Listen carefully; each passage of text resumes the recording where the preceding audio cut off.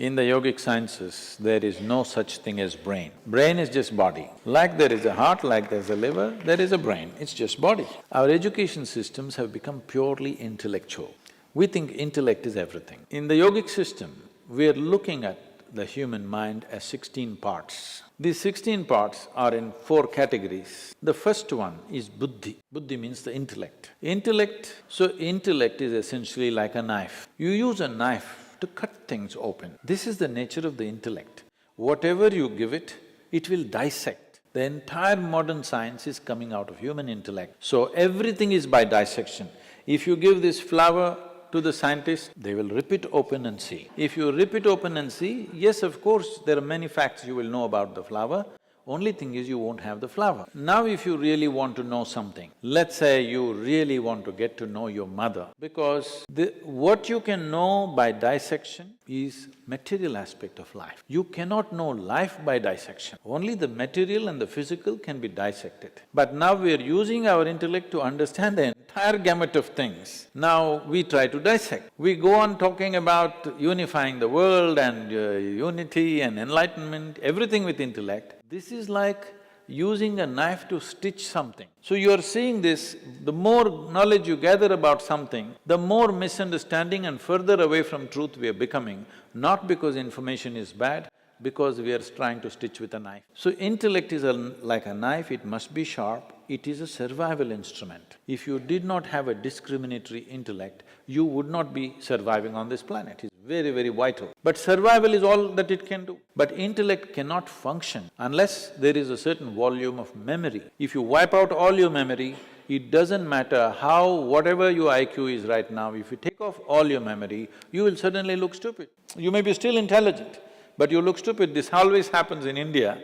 People are putting rural children and urban children together and testing them. Just because of the volume of information that the urban child has, he looks smart. A rural child looks stupid, but you put them in real situations, you will see they will come out so smart because their intelligence is fully on.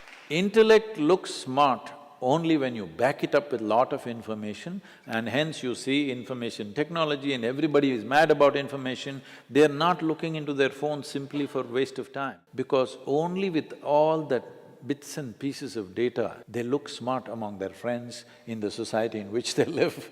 It's only with data they can look smart. Without data, they can't do one thing. So, too much orientation towards intellect and the other dimensions of intelligence are completely uncultivated today. So the next dimension of the mind is referred to as ahankara. It means identity. What are you identified with? Because intellect is essentially an instrument to protect the identity that you have taken on. If I say I'm Indian, suddenly my intellect makes me think that way, makes me willing to live and die for it. You will see just a piece of cloth, if you show, I mean a flag, people will have tears in their eyes. Just the identity. If you had put them somewhere else and shown another flag, the same thing would happen. So intellect is an instrument which protects the identity. Identity is that instrument which allows the intellect to function in a certain way. When I say a certain way, suppose you're identified just with this, me as a person. Your intellect will do only this to protecting you all the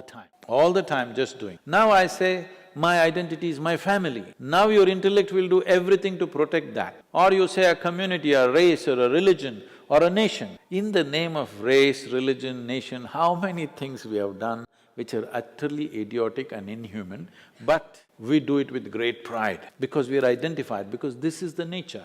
If we have to continue that analogy, if intellect is the knife, the hand that holds it is the identity. But in today's society, in today's world, there is no cultivation of the hand at all. So the next dimension of the mind is called manas, which is a silo of memory. Here there are 8 dimensions of memory. This starts from elemental memory, atomic memory, evolutionary memory, karmic memory and conscious memory, unconscious memory, articulate memory, inarticulate memory, like this there are many states of memory. As we already looked at this body carries the memory of everything that's happened on this planet. If we pay enough attention, we can know simply by looking at this how evolution has happened. So 15,000 years ago, somebody spoke about this by not looking into the microscope, but looking inward. because the entire evolutionary story is written here. So the yogic system is focused on this as to how to activate different dimensions of memory, because without that, with limited amount of memory, you are bound to act in immature ways. So if your intellect becomes super capable, then it's very, very important your identity is cosmic, limitless identity, and your memory is evolved, that all dimensions of memory are active. These three function in a certain way. The fourth dimension of intelligence is referred to as chitta. This is a dimension of intelligence which is unsullied by memory. See, we must understand this. We are who we are only because of the memory that we carry. Memory is a tremendous possibility, but memory is also a limitation and a boundary. What is you and what is me is right now, the boundary of this is just memory, what I remember in my system and what you remember in your system.